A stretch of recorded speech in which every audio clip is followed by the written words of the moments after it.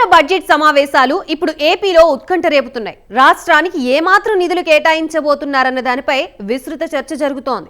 కేంద్రంలో ఉన్న ఎన్డీఏ సర్కార్ ఆధారపడి ఉన్నది టీడీపీ జనసేనలపైనే.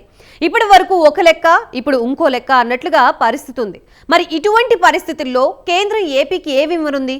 ఏపీ హక్కుల్ని సాధించడంలో చంద్రబాబు, పవన్ ఏ మేరకు సక్సెస్ అవుతారు?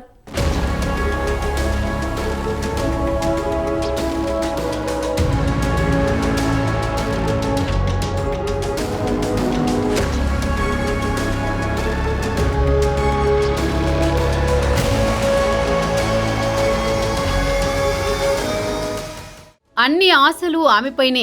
ఆమె తీసుకొచ్చే రెడ్ పౌచ్లో చదివే ట్యాబ్లో ఆంధ్రప్రదేశ్ గురించి ఏం చెబుతారా అని విభజన జరిగి 10 ఏళ్లైనా ఇంకా అభివృద్ధి బాట పట్టని రాష్ట్రాన్ని ఎలా పట్టాలెక్కిస్తారా అని. అదృష్టవశాత్తు ఏపీలో అధికారంలోకి ఎన్డీఏ కూటమి రావడం, టీడీపీ జనసేన సపోర్ట్ కేంద్రంలో కీలకం కావడంతో గత 5 ఏళ్లలో పెద్దగా వినిపించని గుడ్ న్యూస్లు ఈసారి వినిపించే అవకాశం ఉందన్న టాక్ సర్వత్రా వినిపిస్తోంది. దానికి తోడు ఏపీ ముఖ్యమంత్రిగా బాధ్యతలు స్వీకరించిన వెంటనే తనదైన మార్కు చూపించే ప్రయత్నాలు మొదలుపెట్టారు ముఖ్యమంత్రి చంద్రబాబు. తన సుదీర్ఘ రాజకీయ అనుభవాన్ని, పరిచయాలను, తన వర్క్ స్టైల్ను, ఈ ప్లస్ పాయింట్లన్నింటినీ ఉపయోగించుకుని ఢిల్లీ వెళ్లి రాష్ట్ర అభివృద్ధి కోసం ప్రధాని మోదీ, హోంమంత్రి అమిత్ షా, ఆర్థిక మంత్రి నిర్మలా సీతారామన్ సహా రక్షణ, వాణిజ్య, రహదారులు, రవాణా, వ్యవసాయం, గ్రామీణాభివృద్ధి, గృహ నిర్మాణం, ఇంధన, పెట్రోలియం శాఖల మంత్రులను స్వయంగా కలిసి రాష్ట్ర స్థితిగతులను వివరించారు. ఆయా రంగాల్లో అందించవలసిన సాయంపై వారందరికీ వినతి పత్రాలు అందించారు. ముఖ్యమంత్రి చంద్రబాబు రాష్ట్ర సమస్యల తీవ్రతను వారి దృష్టికి తీసుకువెళ్లి సుదీర్ఘంగా చర్చించారు. వీటితో పాటు 16వ ఆర్థిక సంఘం చైర్మన్ అరవింద్ పనగరియాతో సైతం సమావేశమయ్యారు. ఈ పర్యటనలోని ఆయన పలువురు పారిశ్రామికవేత్తలను కలిసి ఆంధ్రప్రదేశ్లో పెట్టుబడులు పెట్టాలని ఆహ్వానించారు. అంతేకాదు కేంద్ర స్థాయిలో ఉన్న సీనియర్ అధికారులకు విందు ఏర్పాటు చేసి తన రాష్ట్రానికి సహాయం చేయడంలో త్వరితగతిన స్పందించాలని కోరారు. ఈ విషయంలో తన సీనియారిటీని, పేరు ప్రఖ్యాతల్ని అన్నింటినీ పక్కన పెట్టి ఒక్క ముక్కలో చెప్పాలంటే తనకన్నా జూనియర్లను కూడా ఎలాంటి భేషజాలు లేకుండా కలిసి రాష్ట్ర అవసరాలను వివరించారు. ఒక రకంగా చంద్రబాబులో ఉన్న ప్లస్ పాయింట్ ఇదే. అనవసరమైన ఈగోలుండవు, అక్కర్లేని భేషజాలు ఉండవు. రాష్ట్ర అభివృద్ధి విషయంలో ఆయన తన విజన్ ప్రకారం ముందుకెళుతుంటారు. దీంతో ఏపీకి ఇప్పుడు ఏమీ దక్కబోతున్నాయన్న ఆసక్తి నెలకొంది.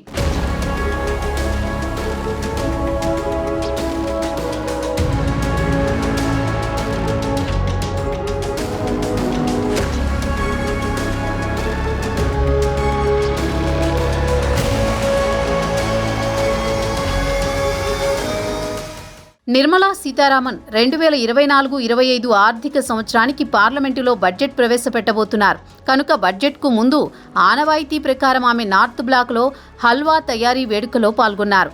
కేంద్ర బడ్జెట్పై అన్ని రాష్ట్రాలు ఎన్నో ఆశలు పెట్టుకుంటాయి. అయితే ఏపీ రాజధాని అమరావతి నిర్మాణానికి పూర్తి సహకారం అందిస్తామని ప్రధాని నరేంద్ర మోదీ ఇదివరకే హామీ ఇచ్చారు. అలాగే పోలవరం జాతీయ ప్రాజెక్టు కనుక దాని బాధ్యత కేంద్ర ప్రభుత్వానిదే అవుతుంది. ఈ రెండింటి బడ్జెట్లో ఎంత కేటాయిస్తారు? ఒకవేళ బడ్జెట్ లెక్కల సర్దుబాట్ల కోసం మొక్కుబడి కేటాయింపులు చేస్తే ఆ తర్వాత కేంద్రం నుంచి సీఎం చంద్రబాబు ఎంత తెచ్చుకోగలరు? కేంద్రం ఏ విధంగా ఆయనకు సాయపడుతుంది అనేది ముఖ్యం.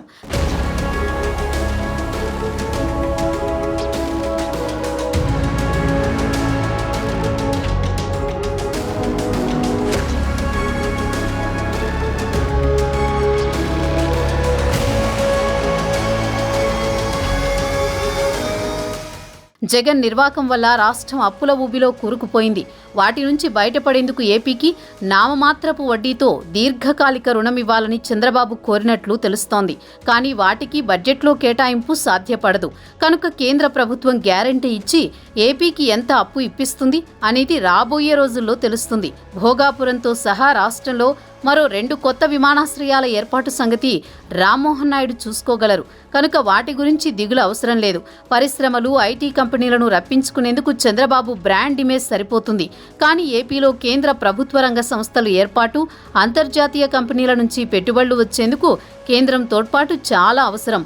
ఏపీలో జాతీయ రహదారుల విస్తరణ చేపట్టేందుకు కేంద్ర ప్రభుత్వం ఇప్పటికే సంసిద్ధత వ్యక్తం చేసింది కనుక నిర్మలమ్మ బడ్జెట్లో వాటికి ఎంత కేటాయిస్తారో చూడాలి.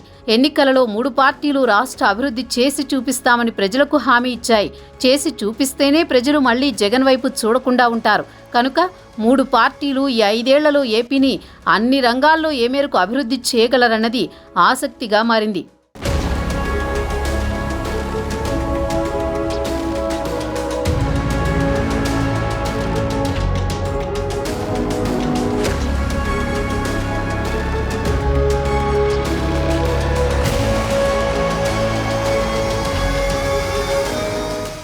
మూడో పర్యాయం మోదీ నేతృత్వంలో ప్రభుత్వం ఏర్పాటయ్యాక ప్రవేశపెడుతున్న తొలి బడ్జెట్ ఇది.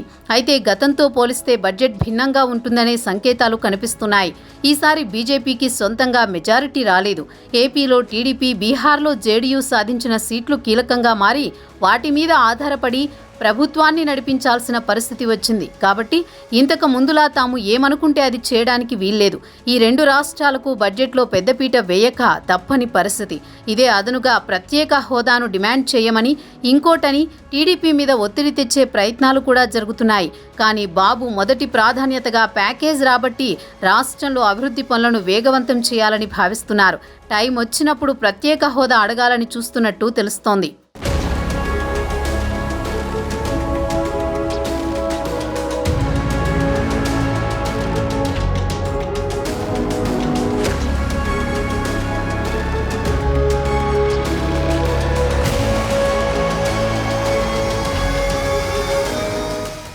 మోదీ ప్రభుత్వంలో సఖ్యతతో మెలుగుతూ వ్యూహాత్మకంగా రాష్ట్రానికి ఎక్కువ నిధులు రాబట్టుకోవాలని చూస్తున్నారు బాబు. బడ్జెట్లో ఏపీకి ఎక్కువ కేటాయింపులు ఉండేలా ఆయన మంత్రాంగం నడుపుతున్నట్టు తెలుస్తోంది. ఢిల్లీ వర్గాల బడ్జెట్ ముంగిట బాబు పెట్టిన ప్రపోజల్స్ గురించి సమాచారం బయటికి వచ్చింది. అమరావతిని మళ్లీ ఏపీ రాజధానిగా ప్రకటించిన చంద్రబాబు అక్కడ అభివృద్ధిని పరుగులు పెట్టించి 5 ఏళ్లలో ఆ ప్రాంత రూపురేఖలు మార్చేయాలనుకుంటున్నారు. ఇందుకోసం ఆయన 50,000 కోట్ల కేటాయింపులు కోరినట్టు సమాచారం. ఇక ఏపీకి జీవనాడి అవుతుందని భావిస్తున్న పోలవరాన్ని తిరిగి పట్టాలెక్కించడం కోసం 12,000 కోట్లు అడిగారట బాబు. గత ప్రభుత్వ నిర్వాకం వల్ల అప్పుల భారం పెరిగిపోయిందని, పరిమితి దాటిన అప్పుల క్లియరెన్స్కి 12,000 కోట్లు కావాలని బాబు అభ్యర్థించారు. అలాగే ఇన్ఫ్రా ప్రాజెక్టులకు 10,000 కోట్లు, ఆయిల్ రిఫైనరీ ప్రాజెక్టులకు 60,000 కోట్లు అడిగారట. ఆయన అడిగినవన్నీ ఇచ్చేస్తారని చెప్పలేం, కానీ బడ్జెట్ పరిమితుల్లో కేటాయింపులు మెరుగ్గా ఉండేలా చూసుకుంటారనడంలో సందేహం లేదన్న టాక్ రాజకీయ వర్గాల్లో వినిపిస్తోంది.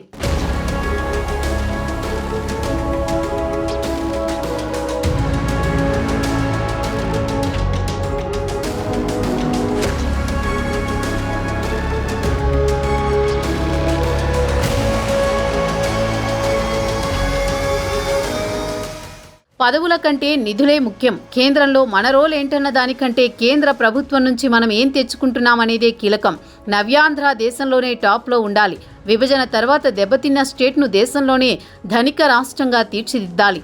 ఇదే ఎజెండాతో పనిచేస్తున్నారు పవన్ కళ్యాణ్, చంద్రబాబు. రాష్ట్రంలో, కేంద్రంలో ఎన్డీఏ ప్రభుత్వంలో కీలకంగా ఉన్న చంద్రబాబు సెంట్రల్ గవర్నమెంట్ నుంచి పెద్ద ఎత్తున నిధులు రాబట్టేందుకు ప్రయత్నిస్తున్నారు. ఈ నెల 4, 5 తేదీల్లో ఢిల్లీలో పర్యటించిన చంద్రబాబు ఏపీకి ఏం అవసరం, రాష్ట్ర ఆర్థిక పరిస్థితి ఏంటి, కేంద్రం అందించాల్సిన సాయం ఏంటనే దానిపై కేంద్ర ప్రభుత్వ పెద్దలకు వివరించారు. కేంద్ర బడ్జెట్ ప్రవేశపెట్టడానికంటే ముందు చంద్రబాబు వరుస పెట్టి ఢిల్లీలో పర్యటిస్తుండడం చర్చనీయాంశమైన సంగతి తెలిసిందే. ఇక ఇప్పటికే వైసీపీ పాలనలో ఏపీ అప్పుల పాలైందని, గత 5 ఏళ్లలో రాష్ట్ర అప్పులు 13 లక్షల కోట్లకు పెరిగాయని చెబుతున్నారు చంద్రబాబు. ఇదే విషయాన్ని కేంద్ర పెద్దల దగ్గర ప్రస్తావించి మెరుగైన సాయం అందించాలని విజ్ఞప్తి చేశారు. సీఎం చంద్రబాబు మెయిన్గా పోలవరం, అమరావతిపై ఫోకస్ పెట్టారు. పోలవరం పూర్తి చేస్తే తాగు, సాగునీళ్లు అందించొచ్చు. అమరావతి అభివృద్ధికి అడుగులు పడితే పరిశ్రమలు వచ్చి ఉపాధి అవకాశాలు పెరిగే అవకాశం ఉంటుంది. అందుకే పోలవరం ప్రాజెక్టు పనుల్లో స్పీడు పెంచాలని అధికారులను ఆదేశించారు. కేంద్రం నుంచి పోలవరం ప్రాజెక్టు పనులకు రావాల్సిన బకాయిలను విడుదల చేయాలని మోదీని కలిసినప్పుడు కోరారు. ఇక అమరావతి అభివృద్ధి కోసం ప్రభుత్వ భవనాల నిర్మాణం, ఇన్ఫ్రాస్ట్రక్చర్ ఏర్పాటుకు ఆర్థిక సాయం, పారిశ్రామిక అభివృద్ధికి ప్రోత్సాహకాలు అందించాలని కోరుతున్నారు. మిగతా రాష్ట్రాలతో పోలిస్తే బడ్జెట్లో ఏపీకి అదనపు కేటాయింపులు జరపాలని విజ్ఞప్తి చేశారు. మోదీ సర్కార్ కూడా ఈసారి బడ్జెట్లో ఏపీకి ప్రాధాన్యత ఇవ్వడం ఖాయంగా తెలుస్తోంది.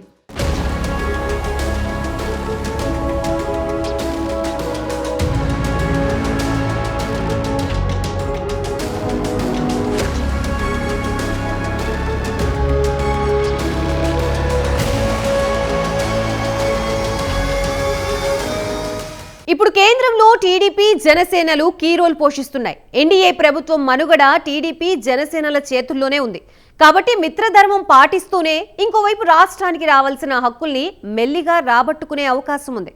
అయితే పవన్ బాబు సంగతి అలా ఉంచితే రాష్ట్రానికి రావాల్సిన హక్కుల్ని సాధించుకునే బాధ్యత ఏపీలోని బీజేపీ ఎమ్మెల్యేలు ఎంపీలపై కూడా ఉంది. మరి అందరూ ఐక్యమత్యంగా నడిచి రాష్ట్ర ప్రయోజనాల్ని సాధిస్తారా?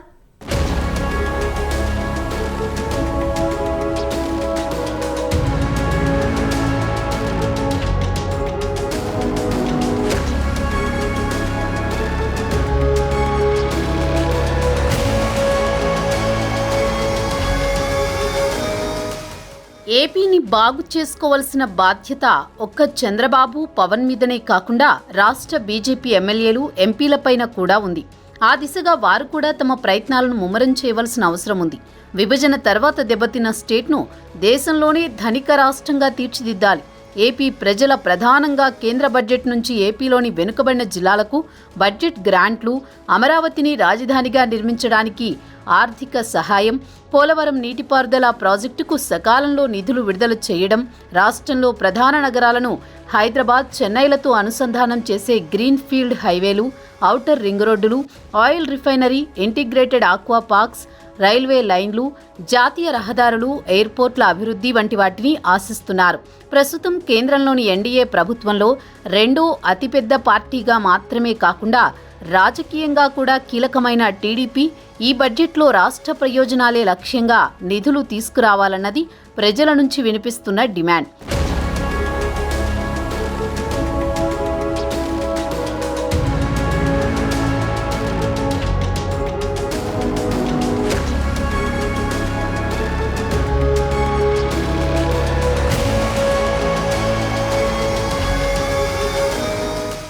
బీజేపీకి బాధ్యత లేదా? బడ్జెట్ వేళ ఏం చేస్తారో అన్నది ఆసక్తిగా మారింది. ఏపీలోని కూటమి ప్రభుత్వంలో భాగస్వామ్యమైన బీజేపీ ఒక మంత్రి పదవిని కూడా తీసుకున్న విషయం తెలిసిందే. ధర్మవరం ఎమ్మెల్యే సత్యకుమార్ యాదవ్కు చంద్రబాబు కీలకమైన వైద్య ఆరోగ్య శాఖ మంత్రి పదవిని కేటాయించారు. ఇక టీడీపీ జనసేనలతో జతకట్టిన నేపథ్యంలో బీజేపీ ఏకంగా 8 మంది ఎమ్మెల్యేలను గెలిపించుకుంది. ఒక్క బడ్జెట్ విషయమే కాకుండా రాష్ట్రానికి ఇంకా ఏమేమి రావాలో అన్న దానిపై బీజేపీ తరపున కూడా కేంద్రంపై ఒత్తిడి తీసుకురావాలనే అభిప్రాయాలు వినిపిస్తున్నాయి. రాష్ట్రానికి ఏమేం అవసరమో, ఎంతెంత నిధులు కావాలో బీజేపీకి కూడా తెలుసు. కాబట్టి ఆ దిశగా కేంద్ర ప్రభుత్వంపై ఒత్తిడి తీసుకురావాల్సిన అవసరం ఉందని అభిప్రాయపడుతున్నారు వారు కూడా. పార్లమెంటు సమావేశాల్లో ఏపీకి సంబంధించిన నిధుల వ్యవహారాన్ని లేవనెత్తడంతో పాటు బడ్జెట్ ప్రతిపాదనల్లోనూ కొన్ని సూచనలు చేసి ఏపీకి వచ్చే నిధులపై కేంద్రాన్ని ప్రశ్నించడమో, బ్రతిమిలాడడమో చేయాలన్న సూచనలు కూటమి పార్టీల నుంచే వినిపిస్తున్నాయి.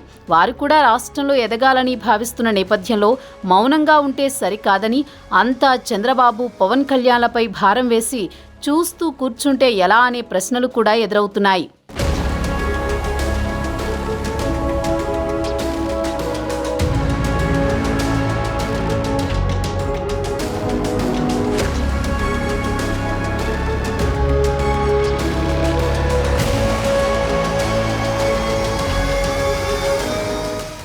ఇంకోవైపు ప్రధాని నరేంద్ర మోదీ ఏపీ విషయంలో సానుకూలంగా ఉంటారా అన్న విషయంలో పలు సందేహాలు వ్యక్తమవుతున్నాయి. ఎందుకంటే తాను 3వ ప్రధాని అయ్యారంటే అందుకు కారణం ఏపీ ప్రజలే. మరి మోదీ ఏపీ ప్రజల రుణం తీర్చుకుంటారా అన్న చర్చ కూడా వినిపిస్తోంది. 2014లో ఎన్నికల ప్రచారంలో భాగంగా ఏపీలో పర్యటించిన సందర్భంగా మోదీ రాష్ట్రానికి పలు వాగ్దానాలు చేశారు. అయితే ఆ తర్వాత వాటిపై సీత కన్నేశారు. ఏ హామీని పూర్తిగా అమలు చేయలేదు. రాజధాని Amaravati, Polavaram project, Visakha railway zone ఇలా ఏ విషయాన్ని తీసుకున్నా ఏపీకి సహకారం అందించే విషయంలో అప్పటి మోదీ సర్కార్ ముందుకు రాలేదు. ప్రత్యేక హోదా ముగిసిన అంశమని చెబుతూ ప్రత్యేక ఆర్థిక ప్యాకేజీని తెరపైకి తీసుకువచ్చింది. దానికి పలు కొర్రీలు వేసింది. అప్పట్లో మోదీ సర్కార్ తీరు వల్లే తెలుగుదేశం ఎన్డీఏ కూటమి నుంచి బయటకు వచ్చిందనడంలో సందేహం లేదు. ఆ విషయంలో తెలుగుదేశం అధినేత చంద్రబాబు అప్పట్లోనే పలుమార్లు స్పష్టత ఇచ్చారు. మోదీ సర్కార్ విధానాలతో కాదు, ఏపీ ప్రయోజనాల పట్ల ఆ ప్రభుత్వ తీరుతోనే తమ పేచీ అని పలు సందర్భాలలో చెప్పారు. సరే, 2019 నుంచి 2024 వరకు, అంటే ఏపీలో జగన్ సర్కార్ అధికారంలో ఉన్న కాలంలో కేంద్ర ప్రభుత్వానికి అసలు ఏపీ గురించి ఆలోచించాల్సిన అవసరమే లేకుండా పోయింది. ఎందుకంటే రాష్ట్రంలో అధికారంలో ఉన్న జగన్ సర్కారుకు ఏపీ అభివృద్ధి పట్ల ఎలాంటి పట్టింపు లేకపోవడమే. ఎంతసేపు నిబంధనలతో పని లేకుండా అప్పులకు అనుమతి, ముఖ్యమంత్రి జగన్ అక్రమాస్తుల కేసుల విచారణ వేగం పుంజుకోకుండా ఉండేలా కేంద్రం సహకారం అందితే చాలన్నట్టుగానే జగన్ 5 ఏళ్ల పాలన సాగిందన్న విమర్శలు ఎదుర్కొన్నారు.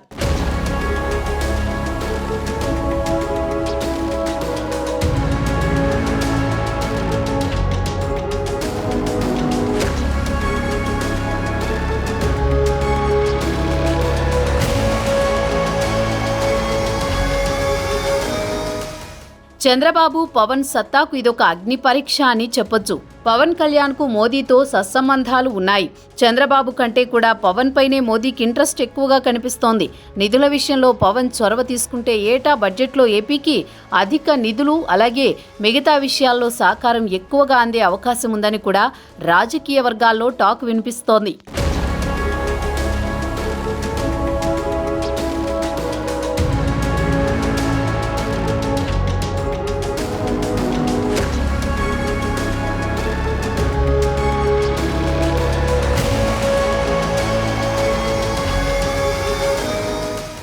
కేంద్రం నుంచి సహకారం లేకుండా అప్పుల్లో కూరుకుపోయిన ఏపీని గట్టెక్కించడం చాలా కష్టం.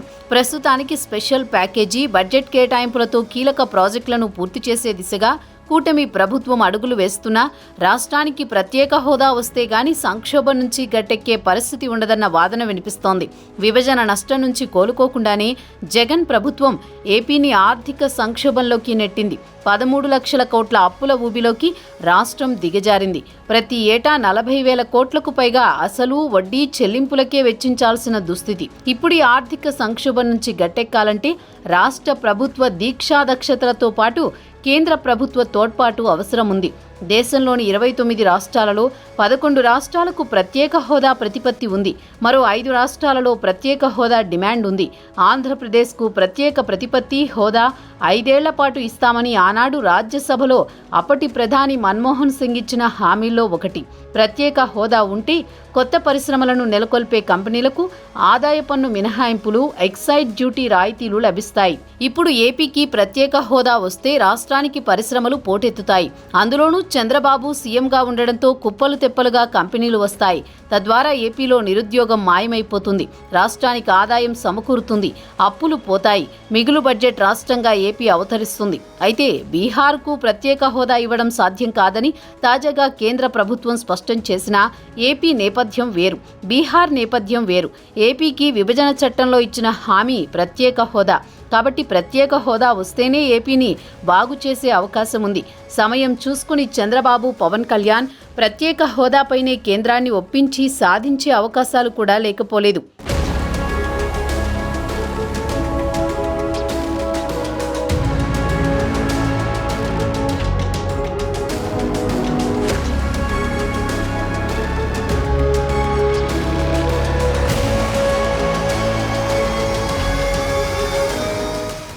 కేంద్రంలో మోదీ ప్రభుత్వం టీడీపీ, జనసేనల మీదే ఆధారపడి ఉంది. మోదీ కూడా ఏపీ సర్వతోముఖాభివృద్ధికి సహకరిస్తామని చాలాసార్లు చెప్పారు. పవన్, చంద్రబాబు తమ పార్టీలకు పదవుల కోసం పట్టుబట్టడం లేదు. తమకు రాజకీయ పదవులు అక్కర్లేదని ఏపీ కోసం సహకరిస్తే చాలని అనుకుంటున్నారు.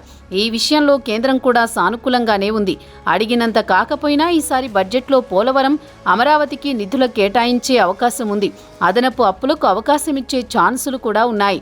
అలాగే మిగతా ఖర్చులకు సాయం కింద ఎంతో కొంత ఇచ్చే అవకాశాలున్నాయని అంటున్నారు. త్వరలోనే పవన్ కూడా ఢిల్లీ వెళ్లి మోదీతో కూర్చుని రాష్ట్రానికి మరిన్ని నిధులను తీసుకొచ్చేందుకు ప్లాన్ చేస్తున్నారని సమాచారం. మొత్తంగా రాష్ట్రానికి మేలు చేసేందుకు పవన్, చంద్రబాబు అడుగులు వేస్తున్నారు. మరి బీజేపీ ఏపీని ఏ మేరకు కరుణిస్తుందో తేలాల్సి ఉంది.